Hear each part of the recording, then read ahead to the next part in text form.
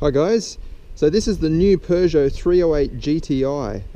Peugeot's been a bit absent in the hot hatch segment, particularly this size segment, for a few years now, but this is their new performance model.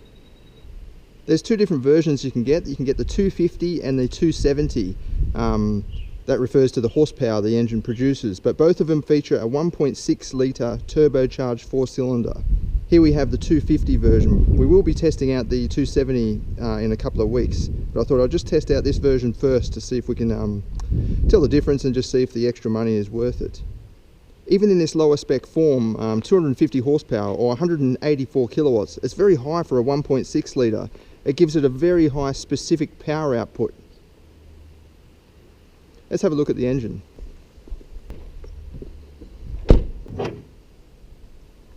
So there we are. It's a small engine, but it's got a huge turbocharger on the side there.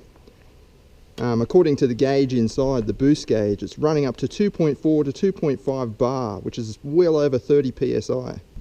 Let's start it up and have a listen to it.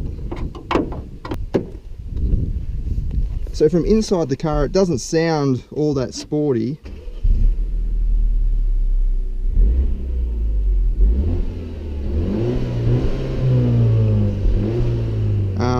But from outside it sounds really good.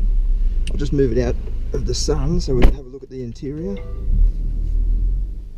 The Peugeot has fit this sport button, which once depressed, it changes the engine sound. You can start to hear it through the speakers.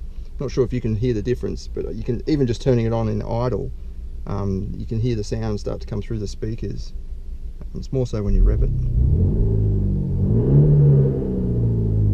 But yeah, you can definitely hear the difference with that.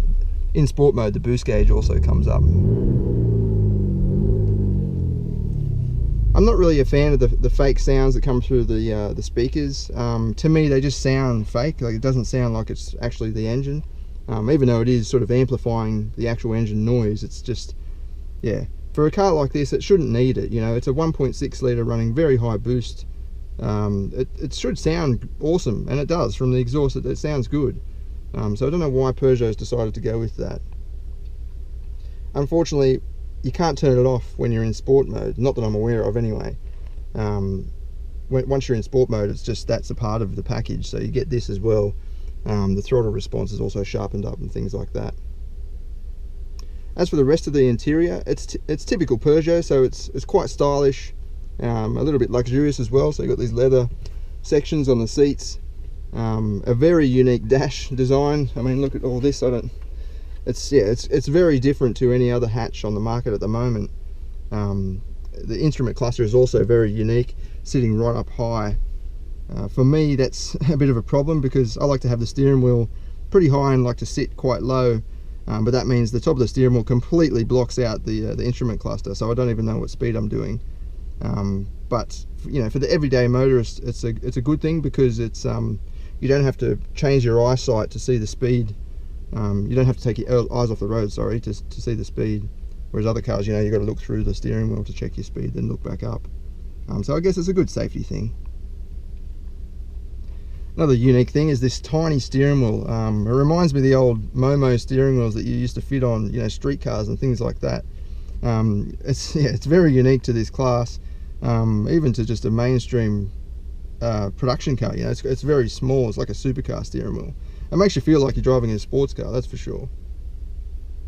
Down here, Peugeot has decided that these functions are important. So you've got demister for the front and rear door locks, and then your air conditioning recycle, but that's it. And then your volume button of course. But everything else is housed within this touchscreen. It's a pretty good touchscreen. The graphics are quite good. There's a lot of different functions here. You just got to get used to it, I guess, and learn all the different areas. There's also Peugeot apps as well once you connect your phone. But yeah, the rest of the interior is quite comfortable. It's a very practical car. I mean, Peugeot 308 was the World Car of the Year, so it's very practical and easy to use. Plenty of headroom and good leg room as well. We'll check out the back seat.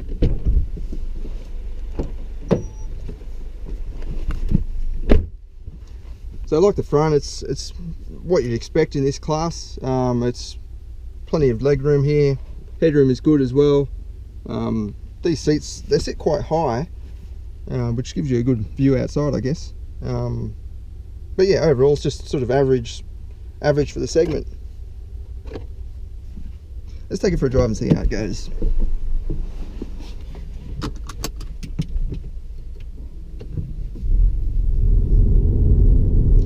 So I've still got that sport mode on. You can hear the fake sounds coming through the speakers.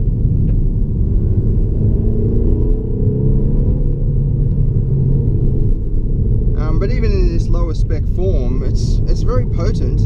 There's no shortage of power or torque for that matter. For a 1.6 litre, it's surprising the amount of pull that it's got even from low RPM.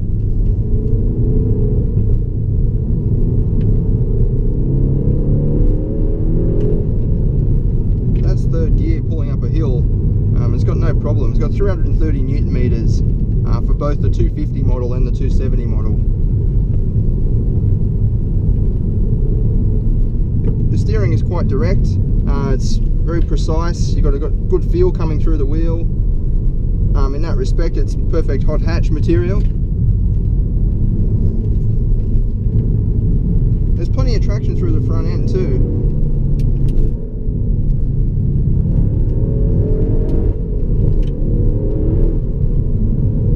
But I've noticed when you turn the stability control off,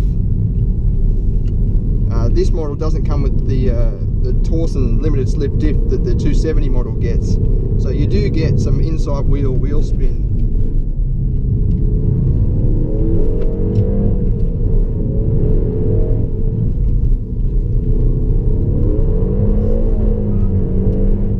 So you had a bit of inside wheel spin just then. So it'll be interesting to see the difference with the limited slip diff. It doesn't really detract from the driving pleasure though, because you know, it adds to the excitement actually.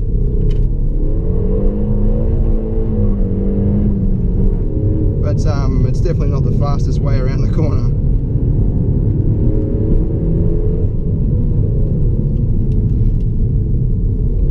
The handling is really good. The chassis feels like it's tight and it's not overpowered at all,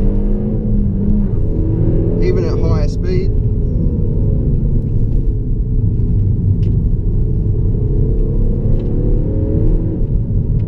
That fake engine sound, I don't know why they've done that. It's when I'm normally driving, I just turn it off. I'd prefer it without it. But then you don't get the boost gauge, of course. So on first impressions, it's an exciting car. Apart from the fake engine sound, it's very potent and it's very quick as well. We haven't timed 0 to 100 yet, but Peugeot quotes 6.2 seconds, which is, yeah, it's lightning for a car like this. We'll be putting together a full review on the website like usual, where I'll uncover some more of the details. In the meantime, thanks for watching.